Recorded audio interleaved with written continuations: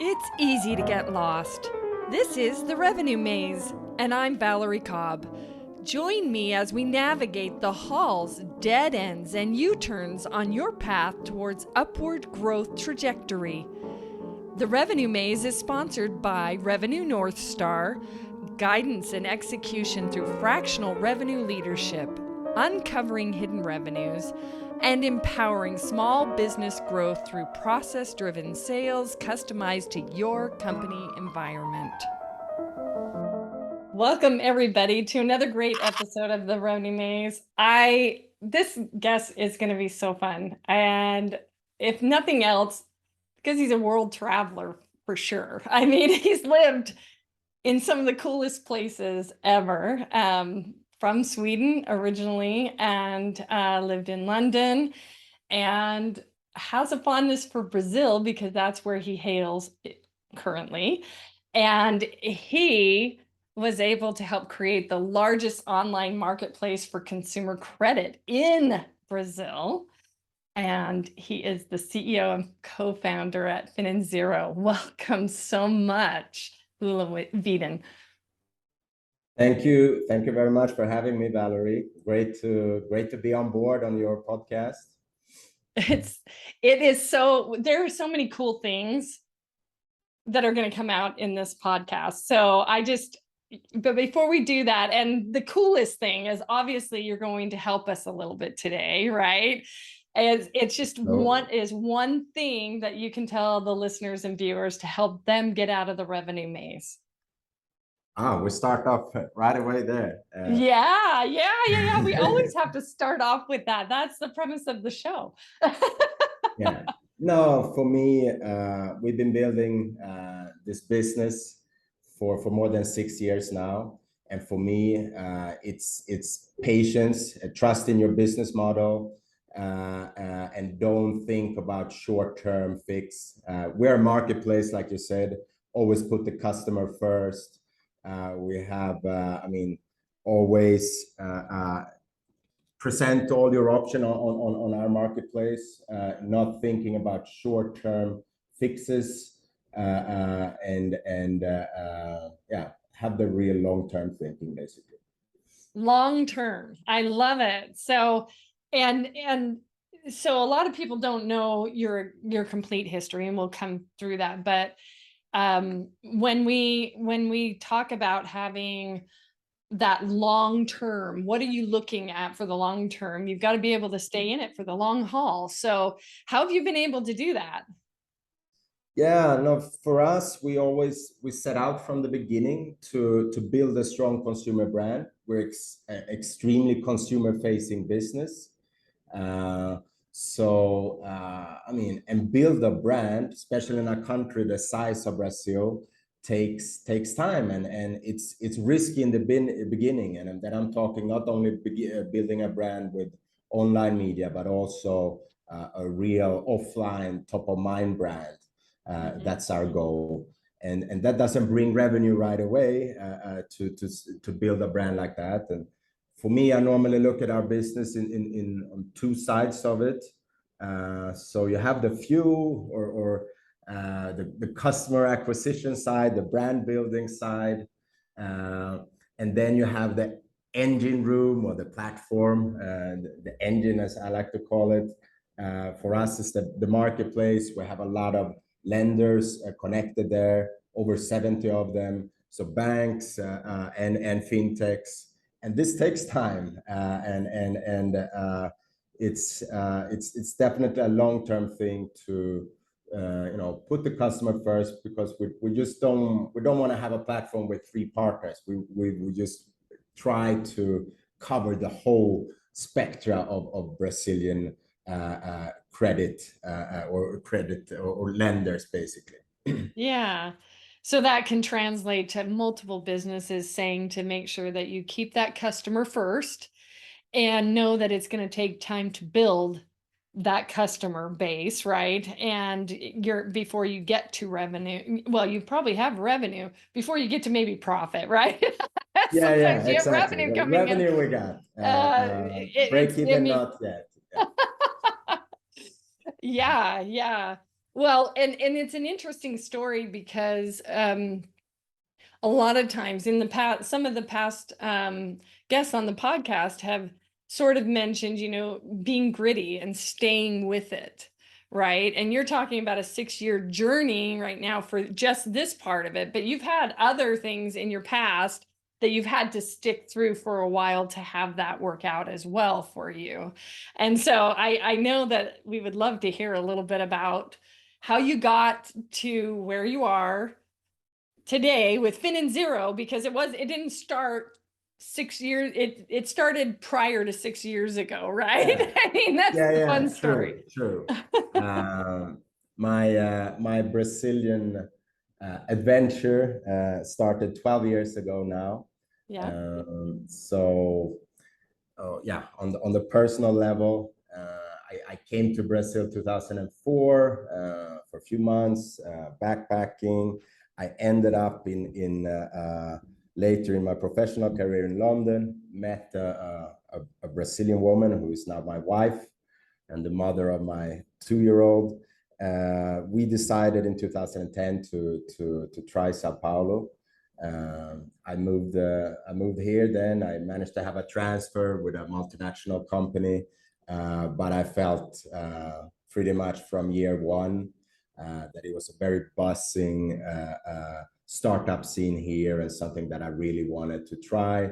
Was looking at different opportunities, but then in 2015 I could take the step into the startup world here in Brazil. But yeah, the journey started way before we founded FinanZero. But now Brazil is my home for 12 years, and for sure it will be my first or second home for the rest of my life. I love it here. And it's been very interesting when we were talking before, and just even before getting on this show, I love the whole global aspect of some of the people that I get to meet for this show, right? But um, you know, you're setting up and you're immediately switching to Portuguese or whatever you want, however you want to pronounce it, right? To some of the people that you were talking to for the setup, and then and then you're speaking immediately in English to me, and then you're moving in, and you're from Sweden, so it's like, Yeah, it's a so mix. At home, we have 3 languages now. uh, but when you start looking at the customer first, there has been some roots that basically came from some of the things that you learned prior to doing FinanZero and helping people with their credit and being the largest. And sometimes you say it's a small deal, and we talked a little bit about helping some people in in a lane that some of the other credit does not do, and you kind of notice that as you entered Brazil from your past haunts and in global work that you did before, right? Yeah, no, I think it is quite noticeable 2010 how big share of the consumer credit market was occupied by just five banks basically. Yeah. Uh, it was more than 80%. So to have an online marketplace and try to bring a bit of transparency, it's something that I believe was very needed, and it was a very strong market opportunity for this business model. And now this year we reached 1.5 million applications per month. So we see that the Brazilian consumers agree with that. that's the that's the important part, because when you're obviously doing a new business, it needs to align with somebody who wants whatever it is, right? It's solving a challenge in the globe, in the world, whatever it is that is happening. So yeah, and you were telling me about a story, and I'm trying to remember ah the exact story behind it. But we talked about it being a bit of a crystal ball, like almost like in the United States, Yeah. where there's lending tree and there's all those other things, but Yeah, nobody exactly. has a crystal Yeah, ball, yeah. No, right? no, no. Yeah, yeah. Very, very true. And this, I mean, I have actually also Swedish co-founders of the business, and they had experience from a very extremely mature market like Sweden and Scandinavia, actually. So we knew that with setting up the business, although the size of the market and, like I say, the maturity of the how digital the market was, and also with these five big banks having such a big part of the market, we could still, we still had some kind of crystal ball to know that, hey, this business model really works, because there's only one direction the market is going, and then that's becoming more digital, or 100% digital, as it almost is now. So that helped a lot. I mean, I was the person on the ground here, setting up the team and so on, but I had my co-founders with the first-hand experience from Norway and Sweden with the same business model, and that always helped, gave us confidence, and as well, like I was talking about long-term thinking and believing, putting the customer first and so on, and that's what we had seen in mature market previously. So that definitely helped to kind of keep going, and don't look for the short term fixes or revenue or so on. Yeah, yeah. So there's a lot of times in revenue we look at different growth strategies, right? So in growth strategies, there's can be complementary strategies, there can be completely different markets, period. There's and then within that, there is ways to expand geographically or whatever. So basically, you picked a winning model and then knew it would translate to a new geographic area that hadn't been tapped into. So that's pretty cool, especially because it was already sort of something that needed, and it was up and coming and in that area. Yeah, I Yeah. definitely think so. And when we started, we had more geographical restrictions, because a lot of our customers that we then sent to our bank partners, they were limited, because at one part of the origination of the loan, or getting the credit, you had to go to a bank agency and actually sign the contract. So it's kind of half digital, half offline, and that we have moved away from by now completely. And then, of course, that opens up all of Brazil with 200 plus million citizens. Yeah, it is. It's a fascinating market. I have had my eye on Brazil and what has been going on. There's a it's Mark.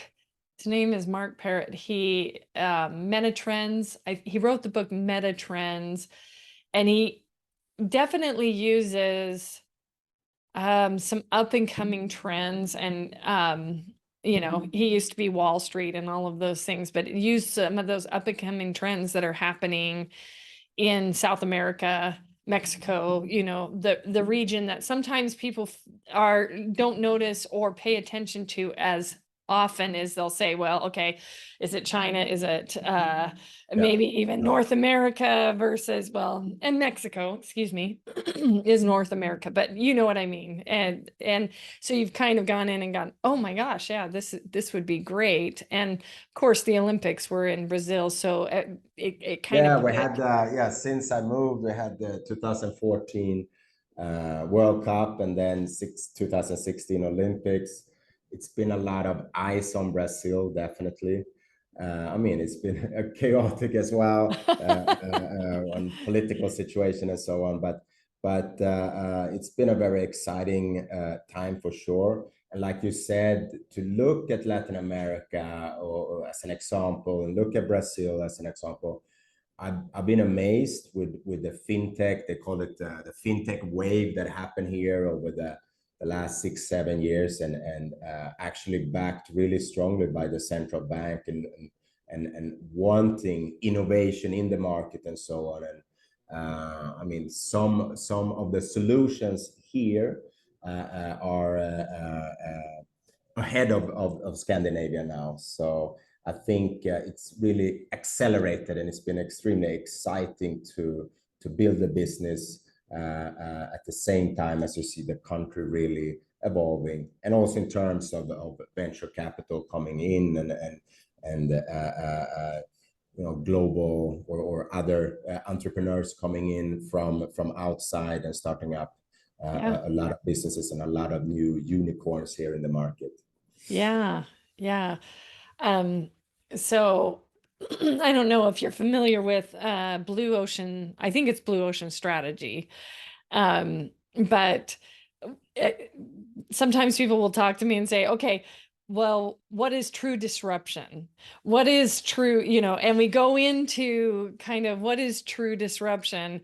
I don't know if there is such a thing, or reframing some things or moving into new directions, right? But one of the things that I feel like you've tapped into is saying, okay, there's a blue ocean of opportunity in Brazil because they're emerging on this scene where so many try to hit a market that's been so saturated for so long, right? And we also know from the I follow ITR economics. It's here in the It's global, but it's here in the US, and I really like them because they do talk about you know, they've been 93% accurate over 100 years, right? And so there's a small margin of error in there, but if you watch the trends, you knew that infrastructure projects and financial, you know, all of that is part of that, and not just construction, but all of everything. And a lot of those places will be the places that weren't tapped before. Some of the infrastructure projects are new. We know there's mega cities out there that are causing, you're going into existing and fixing, right? But then you have these new and emerging markets, and it's easier to move in. And to me, that's the smartest thing. You weren't trying to tap and go into an existing, you were tapping into a market that was literally untapped. And now you're setting something up. So you're at the groundbreaking spot, right? I mean, I that wish to to think me so. is Yeah, yeah, yeah, yeah. disrupting Yeah. what they are currently doing in that region for sure. You know what I mean? With a model that's proven and repeatable, because you Yeah. already had a model. So that is fantastic. That's really cool. Yeah, no, we definitely had to tropicalize it, or you know, the financial market here, or the consumer credit market here, is very different. But yeah, it helped us. You know, you had the potential. You know that you could go in and really disrupt, but at the same time, the crystal ball. So it helped, especially in those first, say, 2 years when you're starting up, and it's a lot about you know, raising funds and so on, improving the business model and so on. But we kept to it. Yeah. Yeah. No, and you kept to it. So that's the next question I'm going to ask you. So a lot of people are at that beginning phase of their company. And so if you could go back as you're older and wiser, even though you only have a 2-year-old, so you're probably not that old, you're probably very young, but at the same token, you're older and wiser right now, right? I What am. would I you am. tell your younger, wiser self to do differently today? And that, and in the framework of people giving best practices, you know? Yeah, no, for me, to be honest, I don't know if it's the wiser me that would say, but definitely the one I am today. But I would have said I should have taken this risk, or kind of, I was at a larger company or several, and I've, you know, as an employee for more than 10 years of my career. I Mhm. would have said, hey, you should have taken this risk earlier to go into the entry, you know, the way of the entrepreneur and so on. So and in the startup thing, I really felt the right expression, but I felt at home with starting the business from zero. And you know, I looked at a few other opportunities before, but that's what I would say. Hey, take the step, especially before your life is too, you have too many other things going around, right? With family and so on. Take the risk. I am very happy that I am where I am today anyway, but I probably would have said, yeah, should have done it a bit earlier, but yeah, I think so. Yeah. That would be the advice to my younger self. To your younger self. So later on, when all this digital is out and your child is grown up, you will go, yeah, just watch that. That's my advice to you. Do it Yeah. sooner. Do it sooner. You might as well, right? I mean, take the risk. Sometimes people don't, and Yeah. that's good. That's very good.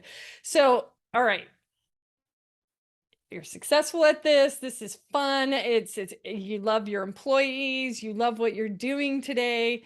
And so what do you like to do in your free time? I mean, I know you were at the beach for a week and I'm jealous because it's supposed to snow here tomorrow.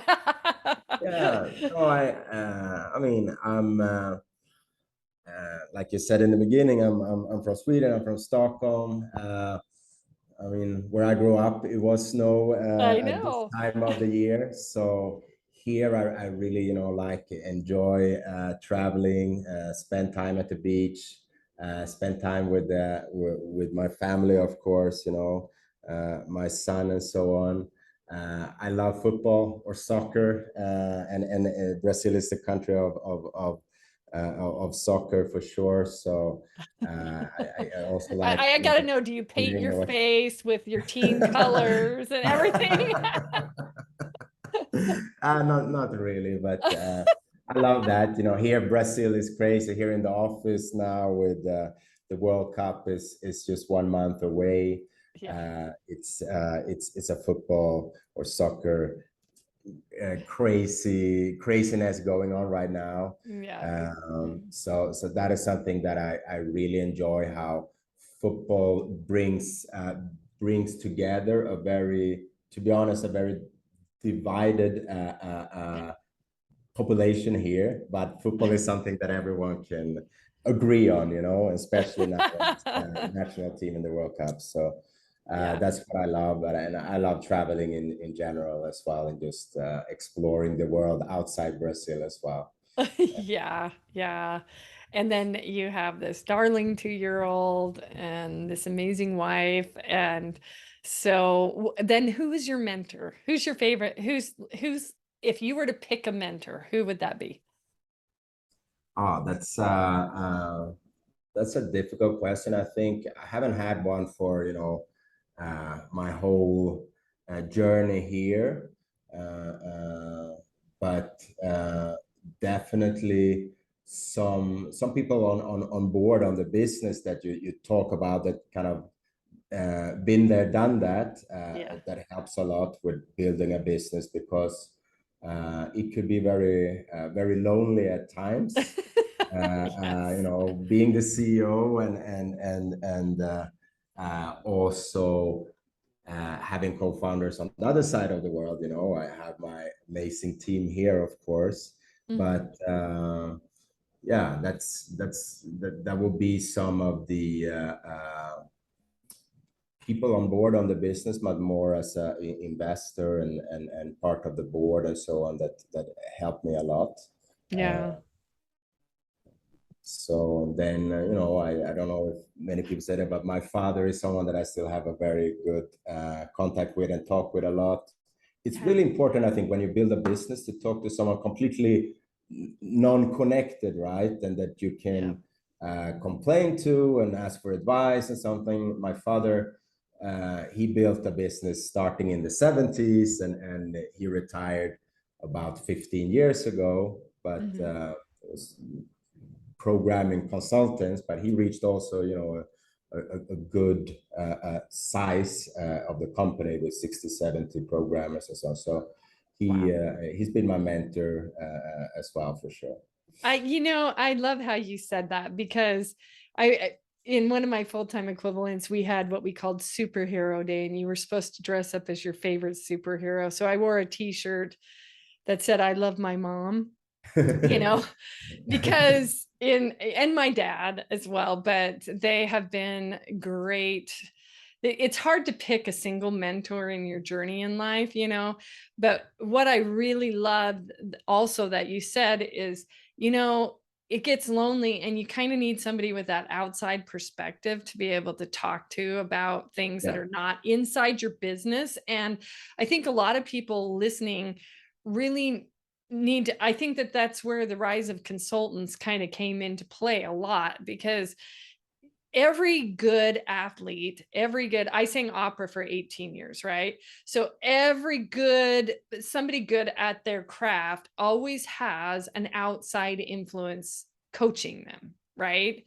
And at the end of the day, there's a few of them that I know listen to this, like Gareth and I'm going to say his name wrong, Ansley, out of Canada, and then Nahid Casazas. She was a business coach for me at a very pivotal time in my life, and I and then, you know, we all end up with our challenge networks, and it's so important that they're not part of your business so you can talk Yeah. about the business, Something that right? might be you feel at, you know, when you're in the moment, Yeah. that this is a very big problem, but then you get a bit of perspective with talking to someone from outside, and actually, you know, maybe it's you're making it much bigger than it actually is. Much bigger. Yeah, sometimes in the moment it's like, oh Yeah. yeah, it's not. It's, you know, let's go for a run. Let's go walk it off, because sometimes it just is that way, you know. And so yeah, that's fantastic. So in closing, what if there was one thing, one nugget of advice that you would give either your employees, people who are looking up to do not similar things, maybe with the same type of product that you're working with, but just starting their business, what's the one piece of advice you might give them? Yeah, I mean, in the startup world, I think your co-founders is key, right? And not only looking for someone that has the most impressive kind of background and so on, but someone that you get along with, because normally starting a business, a startup is 24/7, and so you also you need to have a, you know, you need to enjoy being around the person and have a creative dialogue, and can back each other in that kind of sense, Mm-hmm. and find someone that also, you know, have the same dream to build something from zero. That's key, I think, just in the beginning, for sure. And then of course, the the co-founder also needs to bring the kind of skill set, or the experience or the network of fundraising, and all of this is super important. But what you see is, yeah, someone that, you know, you like. You don't have to be best friends. Someone that you can really you know, connect with, and because you wake up on a Sunday morning or something that, and wants to talk about something, especially again in the beginning of setting up the business. So here, for the team, and at the stage we are now, we're close to 80 employees. For me, I mean, I'm the only foreigner here, and I really try to you know, bring my Scandinavian side of building the business. Know as little bureaucracy as possible and as little hierarchy as possible. A very flat organization, Yeah. and you know, we, one thing that we have, which I like I said, 80 employees, and we have a leadership group of 22 people. So kind Yeah. of 25% of the company are in the leadership group, Yeah. because they have, you know, they have a small team, or kind of as a manager, partnership manager, or whatever it is. But that Yeah. is also something to bring, you know, have a organization with a big leadership group is something that really worked for us. You Yeah. feel a very different ownership from everyone, and then also, you know, a different communication from my point of view as well, because otherwise it could be, especially now after the pandemic, home office and all of this, that you it's hard when your company's growing, right, to keep in touch with everyone. Yeah. And I think you said you hate home office. You like being in an Yeah, I mean, office. in the sense that I see the benefits, and we have people that live, you know, can communicate 2 hours to get to the office, Sure, 2 hours to sure. get back home. So it's not that I hate the No, concept, you but for me, I hate it. personally, you. I really suffered, you know, during the pandemic, because it gives me energy to talk to people, and Yeah. I love building the team and motivate people, and that relationship is something that you know, makes me smile, and makes me love going to work. So it was really tough to be at home for almost a year here in Yeah. Brazil. It's yeah, in that sense, I definitely hate home office. I was going to say, so for those that are listening, not his employees, just him is what I meant. It's not, we're not going down the track of, you know, we're not going down to hybrid workforces and all that kind of stuff that it seemed to be a hot topic today. Yeah, for sure. So yeah, no. And if you're just listening, yeah, um, it does energize you, and you definitely smile a ton when you're engaging with people, right? So I totally get it. You get cues. It's hard because I work virtually globally, right? And all the different time zones. And some of those people, I just get to know and love them dearly. I wish I could meet them in person. And maybe that Yeah, shows yeah. my age. Hopefully you can, but Eventually, in the hopefully I future, can, yeah. right? But it's one of those things that you do. You feel that vibe, you feel that connection a lot deeper, Yeah, I no, think. I like the local part of it, and then of course, like as a co-founders, investors in Europe, and it's a very big part of building the business and communicating around the business is digital, but the nitty-gritty part of it, and building and really feeling the business here with the team. I live just a few minutes away from the office as well, so I can really feel the connection with the team, and be here most of the time, basically. Yeah, yeah. Well, that is fantastic. So people will want to connect with you, and you can say it in Portuguese and you can say it in English so that we have both covered. And if you want to do it in Swedish upside down as well, you can tell us where can they get a hold of you, and you know, and learn more about FinanZero and all of what you're doing. Yeah, I mean, that would be great to connect with your listeners and so on. I think LinkedIn is the best way. And like I said, FinanZero, my name Olle, or Olle Widén, Widén. But please, I mean, for me, the main platform that I connect with people worldwide is LinkedIn, to be honest. Yeah. And we'll, I mean, to find out more about us, please, or me and us, please enter in contact. And there's also, you know, a bit of material online in English as well, in different publications. A lot of it is in Portuguese, though. Yeah. But yeah, it's been a wonderful journey so far, and I would love to share more if someone is interested in looking at Brazil, to move here, or to invest here, or to start a business, or a Brazilian living abroad thinking about, you know, moving back. This is something I love, connecting with people with interest, especially then, of course, in the startup or the fintech scene here in Brazil.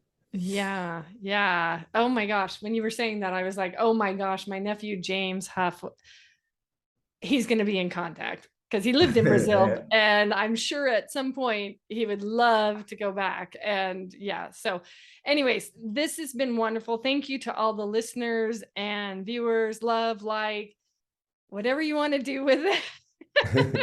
I'm just always grateful because I get to meet such amazing humans on this show. So thank you again so much, Ola.